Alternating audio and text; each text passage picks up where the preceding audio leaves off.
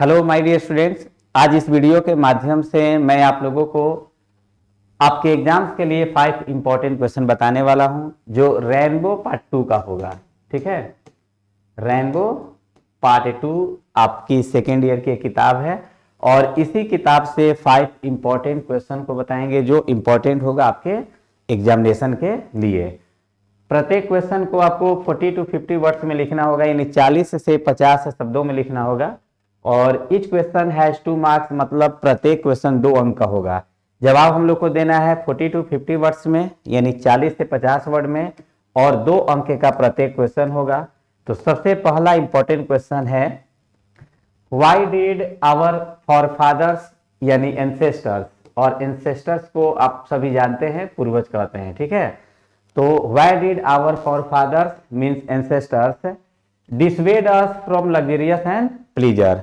Question का कहना है कि हमारे पूर्वज रोक लगाते थे अस, मतलब हम लोगों पर, फ्रॉम लग्जरियस एंड प्लीजर यानी विलासिता और सुखमय जीवन से।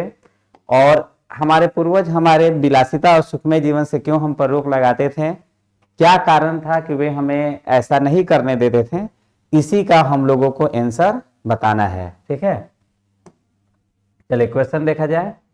Our ancestors dissuaded, V2 form है। क्वेश्चन में डिसवेड आया था क्योंकि डीड लगा था, और यहां पर हम लोग डीड हटा देंगे तो V2 फॉर्म में चला जाएगा आंसर।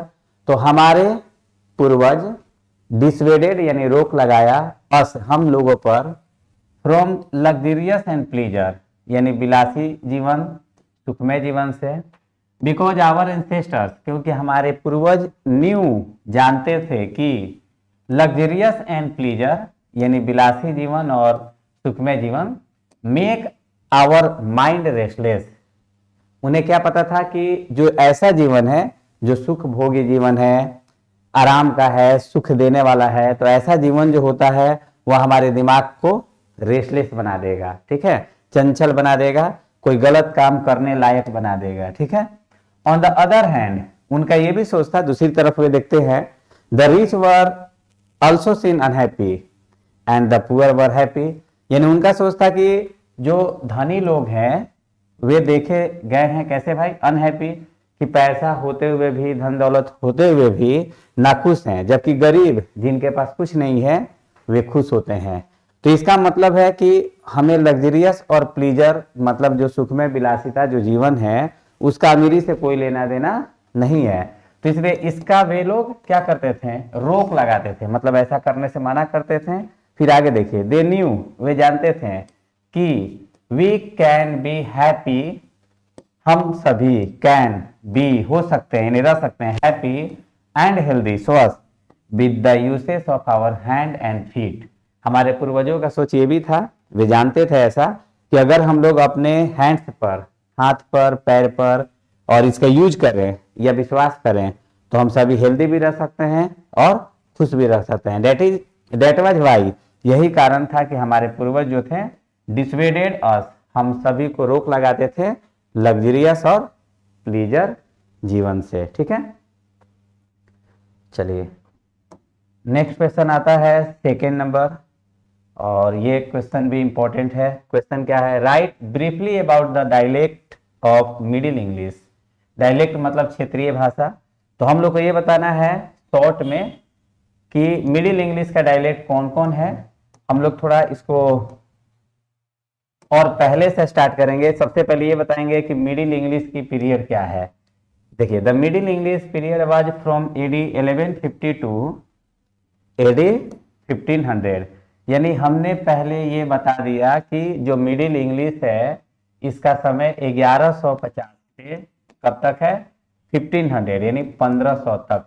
ठीक है, जबकि ओल्ड इंग्लिश की बात की जाए तो 449 से कितना होता है, 1066, और यदि मॉडर्न की बात की जाए तो 1500 से ऑनवर्ड्स होता है, यानी आज तक की। ठीक है, ये टिल नाउ अभी तक। तो क्वेश्चन में हम ये बता दिए कि मिडिल इंग्लिश का समय कब से कब तक था। It begin after a gap of old English, जैसे ही ओल्ड इंग्लिश खत्म होता है और उससे कुछ गैप के बाद ये शुरू होता है।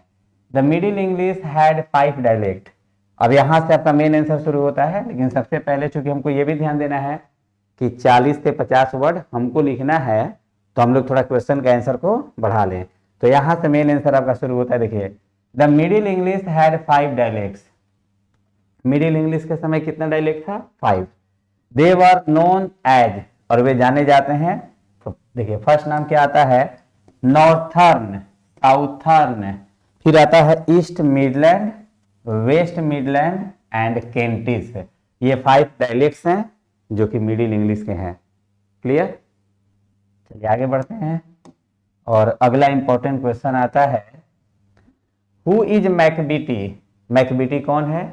Why does the poet call it mysterious, और लगा है मीन्स या मिस्ट्री कैट, है ना। मिस्ट्री मतलब रहस्यमय, कैट मतलब बिल्ली। तो पहला जवाब तो देना है कि मैकबीटी है कौन, और कवि जो है वह इसको मिस्ट्रियस या मिस्ट्री कैट क्यों कहता है, इसका रीजन हम लोग को बताना है। चलिए, फर्स्ट जो क्वेश्चन है इसका देखिए answer. Macavity is a cat, objective में भी ये काम आएगा। मैकबीटी एक बिल्ली है। The poet call it mystery cat because it is doer of all crimes. Macavity को मिस्ट्री कैट क्यों कहा जाता है भाई, यानी कभी इसको क्यों ऐसा कहता है?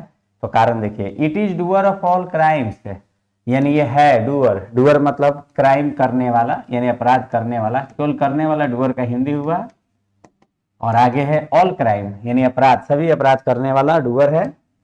But it is caught free, crime तो सारा करता है लेकिन ये पकड़ा नहीं जाता है। मैकबीटी डिसअपियर्स, गायब हो जाता है, from the place of theft. Theft मतलब जहां चोरी होती है। तो ये बता रहा है कि मैकबीटी गायब हो जाता है from the place of theft, जहां से चोरी होती है, बिफोर द पुलिस रीच, जैसे ही पुलिस आती है या उसके पहले। There he has powers to rise and float magically in air, और मैकबीटी के लिए ही लगाया गया है। मैकबीटी के पास कैसी शक्ति है? तो ये राइज कर सकता है, फ्लोट कर सकता है मैजिकली, यानी जादुई ताकत इसके पास है उड़ने की और उठने की। So the poet call him a mystery cat, और इन्हीं सब कारणों से कवि जो है इसको मैकबीटी को एक मिस्ट्री कैट का नाम दे देता है। चलिए अगला क्वेश्चन आता है, 4 नंबर क्वेश्चन है, what does the poet Walter de la Mare think about beauty? यानी सुंदरता के बारे में वाल्टर डेलामेयर जो पोएट है, इनकी क्या थिंकिंग है, यही बताना है। ठीक है, चलिए आंसर देखा जाए। द पोएट वाल्टर डेलामेयर थिंक्स क्यों लगा है? क्योंकि ये वाल्टर डेलामेयर जो है ये मान लेते हैं कि ही यानी थर्ड पर्सन है, और इसके लिए वर्ब का 5वां फॉर्म लगता है। तो देखिए, द पोएट कॉमा के बाद इनका नाम वाल्टर डेलामेयर थिंक्स, सोचते हैं physical beauty is transient. Transient मतलब होता है क्षणिक, यानी कम समय वाला।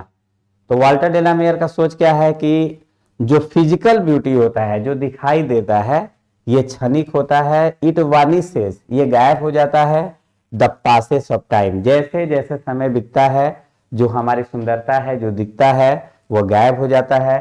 There is existence of beauty when we are young, जब तक हम जवान होते हैं, युवा होते हैं, तब तक इसका अस्तित्व होता है। एग्जिस्टेंस का मतलब होता है अस्तित्व होना। तो सुंदरता कब तक होता है? जब तक हम लोग युवा रहते हैं। In the real sense a man is remembered for his inner beauty, और इनका कहना है वाल्टर डेलामेयर का कि वास्तविकता यह है कि कोई भी मनुष्य सुंदर है इसलिए नहीं जाना जाता या याद किया जाता, बल्कि इसलिए याद किया जाता है कि वह कर्म किया क्या है और उसका दिल किस तरह का है। इनर ब्यूटी का मतलब वो अंदर किस तरह का सोच रखा है। ठीक है, तो ये एक संदेश देते हैं कि आपका हृदय सुंदर होना चाहिए। सुंदर मतलब सुंदर सुंदर बातें उसमें होनी चाहिए। एंड लास्ट क्वेश्चन आपका आता है, why did the house go into silence? घर क्यों साइलेंस हो गया है, सूना पड़ गया है? चैप्टर हिंट यहाँ पर दे दिए, माय ग्रैंड मदर हाउस, इसी का ये क्वेश्चन है। ठीक है, why did the house go into silence? घर सूना क्यों है, इसी का जवाब देना है। चलिए लास्ट क्वेश्चन का आंसर है, देखा जाए।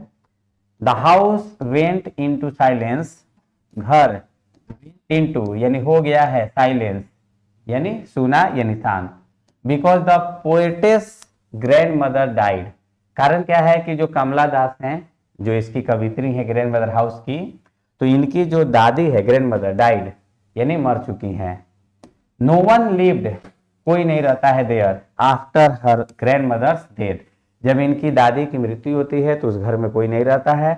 Now the house is in bad condition, और अब घर की स्थिति जो है वो बिल्कुल बैड मतलब खराब कंडीशन में है। और यही कारण है कि जब घर में कोई है ही नहीं तो घर तो साइलेंस रहेगा ही, साइलेंस। ठीक है, तो इसी के साथ ही आपका 5 इंपॉर्टेंट क्वेश्चन जो कि इस एग्जाम के लिए है कंप्लीट होता है। नेक्स्ट वीडियो में फिर आप लोगों के लिए कुछ इंपॉर्टेंट चीज लाया जाएगा। चलिए, थैंक यू।